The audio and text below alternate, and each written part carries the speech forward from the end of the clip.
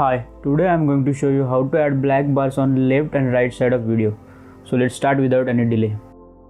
First, drag your video on timeline.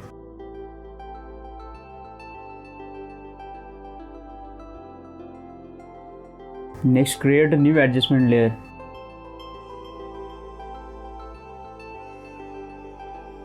And drag on top of video.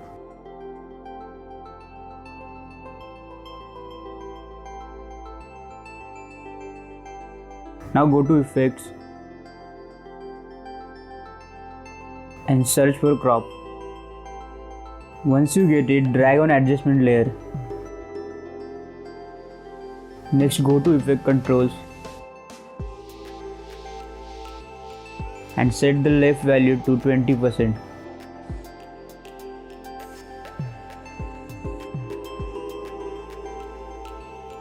and right values to 20%. And it's done. And if you are new on this channel, then please subscribe, because I'm going to put lots of tutorials like this.